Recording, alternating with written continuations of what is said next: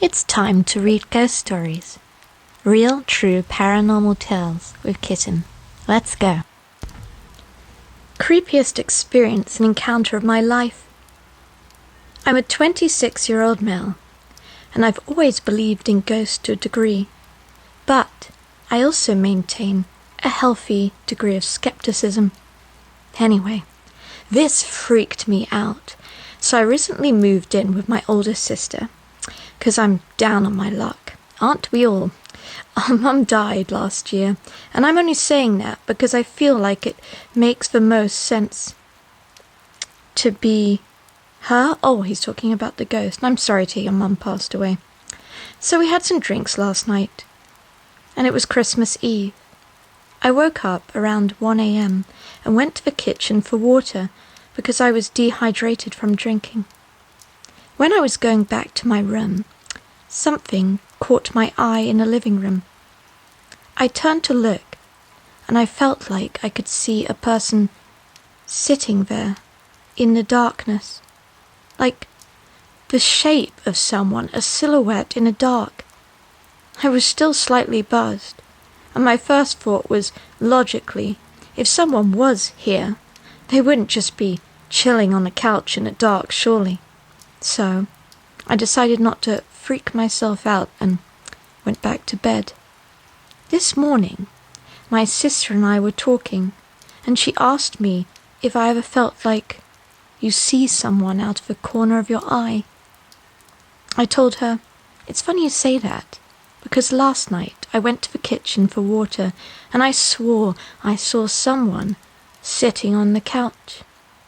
She was like, dude, I got up for water and I swore someone was sitting there too. Or something to that effect. Seriously though, it gave me shivers, and I wonder if it was my mum. You know what? Especially as it was Christmas Eve, which is traditionally a very high time for ghost stories and ghost sightings, think like a Christmas carol. I'm sure it was your mum just checking in to see how you were doing. Next story. I don't believe in the paranormal. However, I cannot explain the story that my parents recently told me. My parents, only just recently, told me a story about something that happened when I was around 2 years old. When I was around 2 years old, I would often say, our neighbour's mother will come by soon, whilst playing in the living room.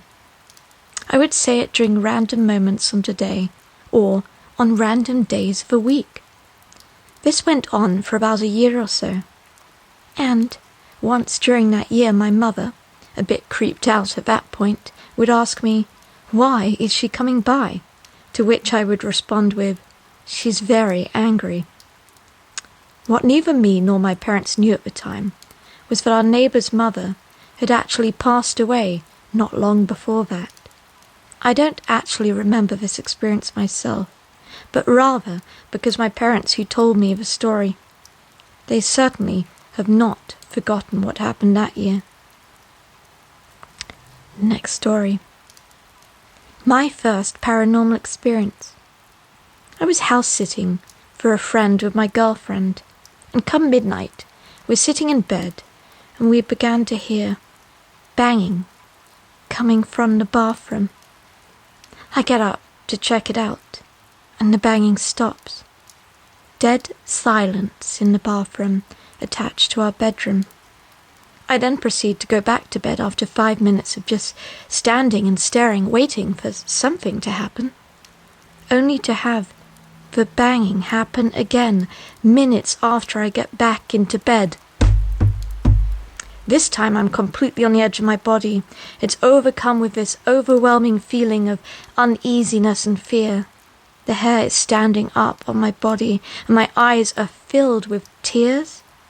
I tell my girlfriend we are not staying here tonight, and we will be back in the morning to pack up our things. As we turn the lights on to grab the absolute necessities, the cat litter box, we've got to bring our cat with us, of course, and our phone chargers. The lights began to flicker, and our cat gets the widest eyes looking up at the ceiling where there is nothing in our vision. It is right above our headrest of a bed. She begins to paw at the air, pawing at nothing. Not the craziest story, but in that moment, when my body responded, even when my mind wasn't, I was terrified, and that was my biggest sign of my mind telling me, it's time to go.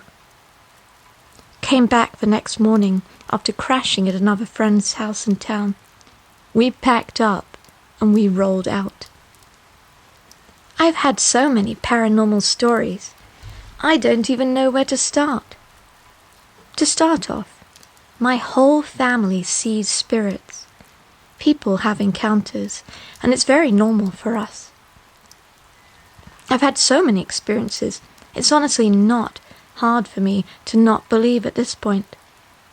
I'll tell my story from when I was a little girl and had just lost my mum doing what she did to herself. I'm sorry. When I was 5 and in a room with her, but that's a whole other story that I won't tell here.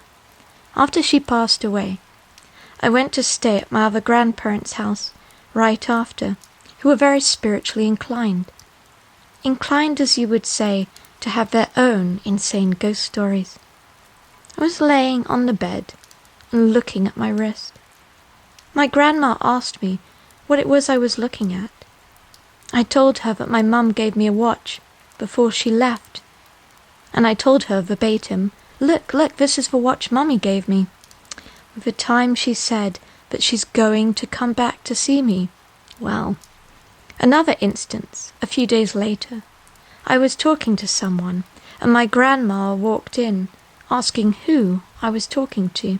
I told her, I'm talking to Mummy, of course, she's right here. Don't you see her? My grandma told me she never saw her. She was never frightened, or didn't believe me, because she understood that she had been there before.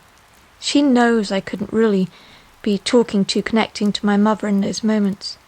She knows I could have really been connecting to my mother in those moments, and she was grateful to have somewhat closure after the trauma that I had endured. I have so many more stories. I could post about them all day, but I don't know if that's allowed here. It is definitely allowed. My grandpa sees people who pass days before it happens. They come into his room, and then he sees them in the obituaries, in the newspaper, days later. Undeniable paranormal experiences. Disclaimer. Very long post due to multiple experiences told below. I needed to post these experiences somewhere, as I cannot stop thinking about them. I used to work as a live and support worker for a boy with learning disabilities. He needed support 24/7. Shifts were 2 days on, 2 days off. Every door in his home, apart from the kitchen, staff bedrooms and bathrooms, had an alarm on them for this boy's safety, so we as staff could be alerted should the need have arisen in the night for many reasons. To set the scene, this is a grand old Georgian home in a very historic area of Liverpool, as this is a UK story. These homes were built in the late 1700s. Beginning. One shift, while the boy was in school, me and my manager were in the home alone. The kitchen of the home was located in the basement, where there was an open-plan living room attached to the kitchen. Above our heads was a ground floor level, so street level. We were making lunch at the time, and we were directly beneath the hallway leading into the home from the front door. Suddenly, above us, we heard the loudest thundering noise along the hallway, as though someone was sprinting, running along from the front door. We both instantly looked at each other in horror, as it honestly sounded like a break-in. We thought there was a robber in the house. So my manager, E, ran to the kitchen door and flung it open. To her surprise, there was no one there. It led directly onto the stairs leading up. Immediately we shouted hello, as we truly, genuinely thought it was a break-in. Split seconds later, we heard the door alarm go off into a room located at the end of that very hallway. We freaked out. We ran upstairs to confront whoever or whatever had come into the home. Yet, to our horror, but also strangely comfort, there was still nobody there. We searched every inch of that house to make sure nobody other than ourselves were there. Not a single person was. My manager was visibly shaken, and seeing that fear on his face of the unexplained solidified how undeniable it truly was. We tried to go about eating our lunch, but both of us had such a deep, uneasy feeling that we couldn't stomach it. He turned to me and stated, "Look, I'm a skeptic, but there is no way I can explain that." And I agreed. So many of the alarms in the house had gone off. They were only set off by motion. It made no sense. Neither of us were the same for the rest of the day. We couldn't shake the feeling of horror and unease that it caused us. The second experience comes from the same home, but isn't as long. Due to the nature of the job, and the fact the kid we cared for slept through the night, staff had approval from social to always do sleep shifts, and we always did. So we would clock off at around 22 hours, and then wake up at 6 a.m. before the child is stated. He has alarms on all the doors to alert us, should he have risen at any point during the night or left his room. Anyway, I came on to my shift one morning, and I was met with a senior from another site who covered a shift, as well as our RSW, right, I'm not sure what that means, in the face for talking to our site senior. They had been on the shift that night. The first thing that she said to me was, "Do you hear the voices in the room at night as well?" I was shocked. I thought I had been paranoid, as I would always hear mumbling and a sound of shuffling in my room, especially around 5 a.m., when my alarms would go off, but I would lie in bed snoozing. "I feel you there."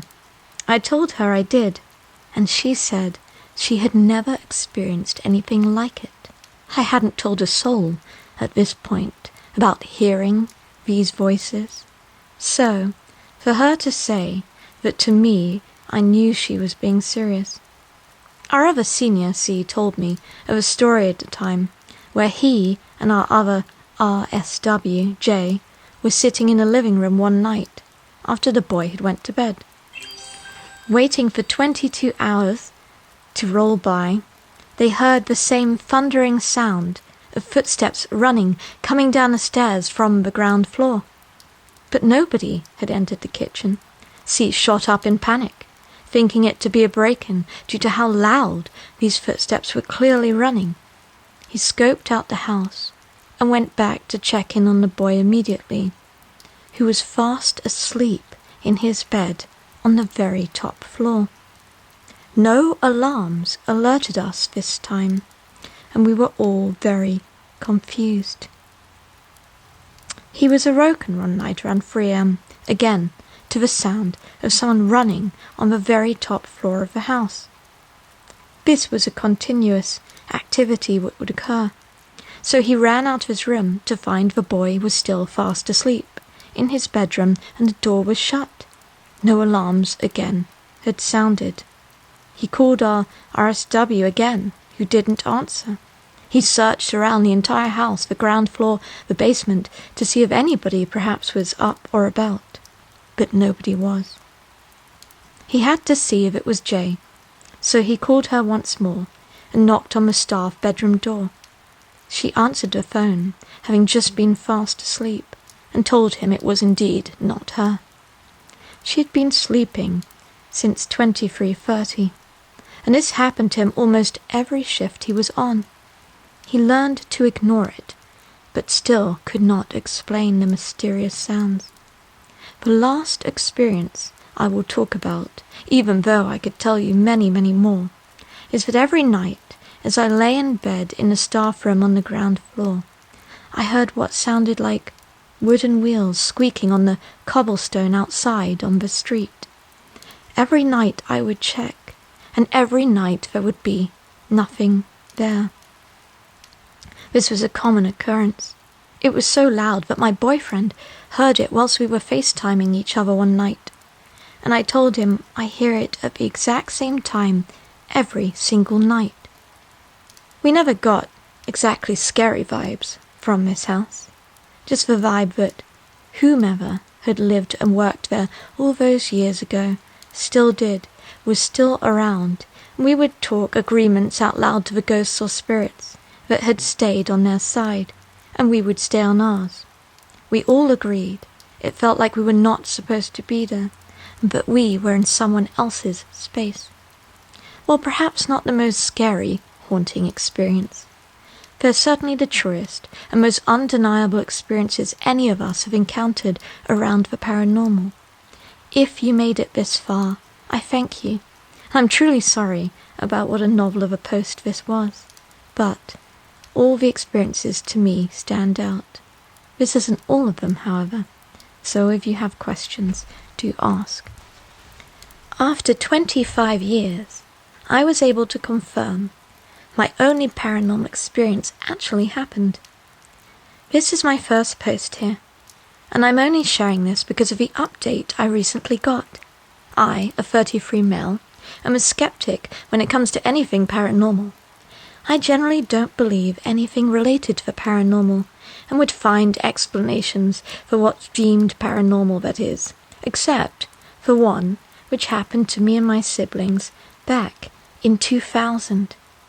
My family, as my parents and 2 younger siblings, live with our grandmother in a 2-story house. Our family lives on the ground floor, whereas my grandmother has the 2nd floor all to herself.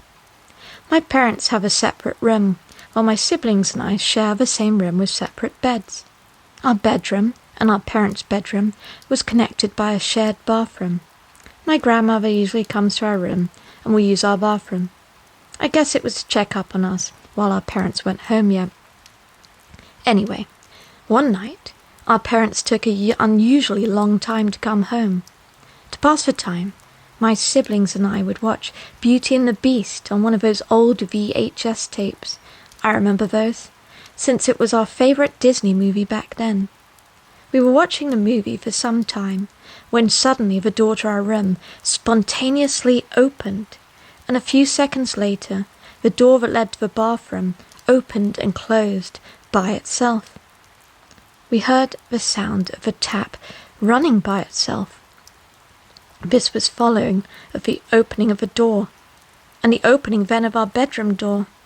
I remember my siblings and I began in a state of shock. We were huddled together in the corner of the bed just crying. I also distinctly remember that the television turned to static. All my siblings and I were freaking out the entire time. I'd never been that scared in all my life.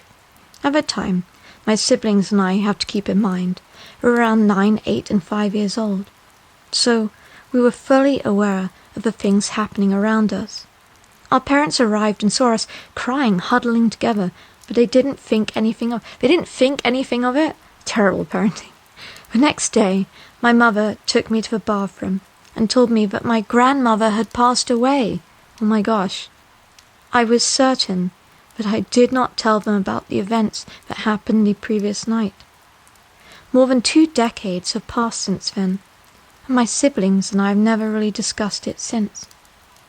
And I conveniently thought that the event is a false memory, since I never really got any confirmation from external sources, but whatever happened was real. I definitely think it was real, and I definitely think it was your grandmother. Nor was I able to talk about it with my siblings. I lived my life thinking that I never truly had a true paranormal experience. Anyway, I'm currently doing my PhD in the United Kingdom, and I visited my family home back in the Philippines during the holidays. The entire family was in the car, and we were talking about my grandmother's last birthday celebration. We are part Chinese, and she may have been 70 years old for that birthday, so it was a special celebration, and it was thus memorable. We were reminiscing about the event, and then suddenly my mother mentioned, "Do you remember about the day she died, and you were all crying even though you didn't know yet your grandmother was dead? She then went into some detail about the events my siblings and I had experienced that very night. Apparently, my younger sister told my mum about the night when it was her turn to be told about my grandmother's passing. It freaked me the hell out. I think it's kind of sweet though. Definitely think it was your grandma. Next story. Think I just had a paranormal encounter. Shy emoticon face. I'm typing this literally right after the fact. I'm shaking. Just earlier, my husband and I were in our room when we started hearing a beeping noise. I was like, the hell is that? We go to investigate where the sound is coming from. It leads us to the kitchen, and it turns out the oven is beeping, like when you press on a button. We're kind of creeped out about it, but we joke about it being a ghost. Then go back to the bedroom. My husband jokes about how the ghost is in there with me now, and as soon as he says that, the oven starts beeping repeatedly, faster than before. We brush it off as rats chewing the wiring, okay? Like, yeah, that makes sense, I thought. I tell my husband, I'm gonna go make tea and have a snack. Get you a snack, girl. So I'm alone in the kitchen preparing my snack, when all of a sudden, the oven beeps again. I get so startled, I say, what the hell, man, leave me alone. I look over at the oven, and it says that it's locked. I go over and open the oven. Weird, it's not actually locked. I close it, and try to clear the display. Turn to go finish preparing my little snack, when all of a sudden, I see the oven door open and close by itself. I scream, my vision goes blurry, and I feel dizzy. I go to run to my husband screaming, oh hell no. I explained everything that happened to him, and now I'm just lying on the floor shaken up. That ain't no faulty wiring, and the oven door don't open itself. Yes, you know what? The oven door don't open itself. That's definitely a poltergeist. Confirmed. The paranormal is real, and so is God, and I need help, but I don't know where to turn. I could tell this one's going to be good. I need help understanding what the hell is actually going on. I recently made huge spiritual changes in my life.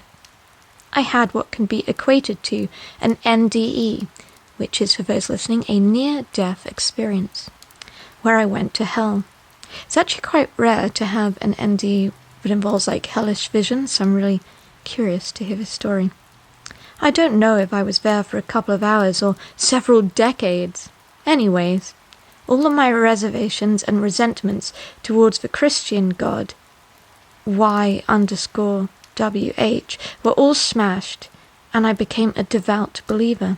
Like, I totally understood why people went to hell, and understood why it's where I belonged. Oh gosh, it's a lot to unpack here. It was traumatic, but also purifying. For years, I've been having hypnagogic dreams, where there's some creature in the room with me. I can touch it and feel its skin. But after repenting for my sins, oh boy, and making a serious move towards righteousness and purity, the creature has now become violent towards me. It even sometimes invites others over to torment me with it. I usually wake up screaming and literally pull myself out of bed by grabbing my nightstand and throwing myself to the floor. But that's not the strangest part. My bed has started to move, like my pillow and mattress behind me will press into my back like one of those massage chairs. And this happens when I'm 100% awake. It even happens in the middle of the day. There's nothing scary about it at all, okay? Unless it's at night when I'm trying to sleep, and I know I'm not hallucinating it. I can literally hear the mattress squeak as it rolls up and down my back like a tennis ball behind a blanket. And all of this started after I turned towards Christ and was seeking a righteous path. I definitely believe there's nothing holy about the dreams or the weird pillow thing. Sometimes I can feel it inside my body, okie dokie, and it feels like an invisible snake slowly crawling around me, like a giant boa constrictor. It's actually very sensual if I just relax and let it happen, but it feels unholy. I pray for the Holy Spirit's presence, and I make the prayer with pure intentions, so the entity doesn't abscond with me entirely. The pillow mattress thing with the snake feeling will stop then completely. As I type this out, I think I know what the answer is. But I guess I figured I would put it out there and see what everyone else here thought about it. Any and all comments would be appreciated. I'm getting pretty desperate for answers. My 2 most recent inexplicable paranormal events. Demonic activity. Important context. I'm an order chaplain of the Order of St. John, an 1,000-year-old Christian order. It's a part of my professional role to investigate and bless various areas, people, or buildings that have reported spiritual activity. That's kind of a cool job. It's kind of like a professional exorcist job. That's cool. Hopefully it comes with an awesome priest uniform. Usually it's not the spiritual activity, but it's someone letting their beliefs cloud their logical analysis. That's almost always a logical reason behind it, but I digress. There are 2 of the best or least explicable stories I have that I'm now going to tell you. The first one is really simple. My wife and I were asleep, and there was a loud howl next to her on the side of the bed that woke us both up simultaneously. I thought it was the dog, but the dog was sitting there, looking between her and I, like it was somehow confused. But we both heard a long wolf-like howl right next to her. It was very strange. The other is probably the best ghost story I have from the job. I was blessing the house, and there was a stairway that switched directions in the middle. The client had a big mirror up that was kind of like on the middle of a platform where the stairs switched directions. If I see, feel, or hear anything while blessing, I actually won't talk to the clients about it. The worst thing you can do as a spiritual professional is affirm someone's beliefs, because they will be seeking evidence to justify beliefs so that they feel less crazy. I was blessing upstairs when I came out of the bedroom, the door of which was right off the stairs. I turned to go back down and saw a woman in a blue floral dress with really long, wet brown hair standing at the base of the stairs with her back facing the lounge.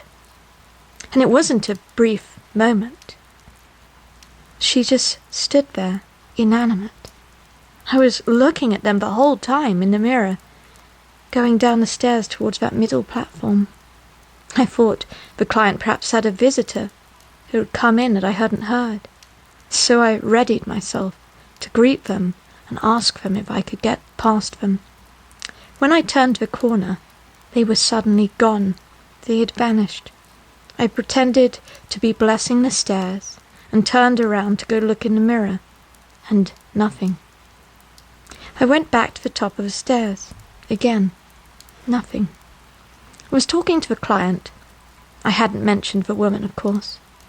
And I told her to tell me exactly what she thinks is going on in the house, and what it is exactly she's seen. She listed off a few really explicable things that I'd noted, and then she said, "Oh, and there's this woman who appears on the stairs, who stands on the top of the stairs looking at me from the bedroom door. She has a blue dress and really long brown hair, and I can never usually see the features on her face." That's probably the only, moment that I dealt with. I've had plenty of, this might be spiritual, but I feel like I'm just missing something moments. But this was the most concrete one for me. 'Cause if she had just told me about it as she did, I would have thought it to be hypnagogic hallucinations. But I saw it, and then she explained it, and I still scratched my head, to be honest. Always happy to chat and answer questions, so feel free to message me if you're looking for advice on spiritual stuff. Just a note, I'm a Christian chaplain, but I don't strictly apply to Christian methods. I'm from an indigenous branch of Christianity. Strange event from my past. I thought I saw myself die. This is a strange event from my past. I thought that I saw myself die. So around 3.5 years ago, I was hiking on the Isle of Skye, close to the summit of the epic Munro Blablien. Hopefully I pronounced that correctly, apologies if I didn't. I was using walking sticks, and the hike was getting crazy. The wind was picking up, and I had a hairy ascent up to the area of Scree, and then had about 0.5 mile until the peak. This last section was effectively bouldering over these huge, and I mean huge, rocks. It was difficult to traverse in my walking shoes and with my walking sticks, so I got to the ledge of this large boulder. I placed my sticks down at a spot where I thought it would be easy to grab them on the way back down. So then I start pulling myself up this ledge, like I'm doing a chin-up, and then eventually getting myself up onto. Just as I was getting myself to my feet, I heard a simply horrifying sound of grinding boulders from above. I'm getting goosebumps just writing this, and it was clear that I had somehow disturbed the rock formation and boulders that were about to fall down from above me. I have no idea what actually happened really from then.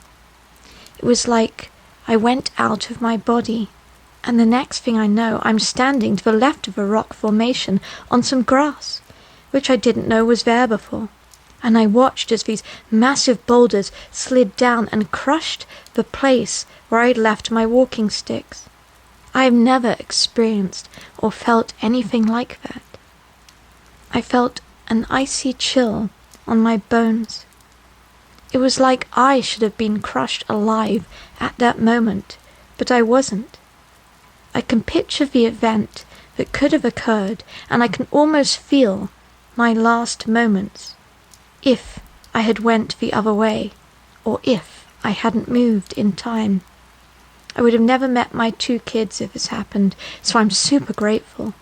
But I have this weird feeling of a quantum me that was actually crushed under there, and went down as another sad hiking stat. Anyway, it felt good to type this out, and perhaps to think a little more deeply about it.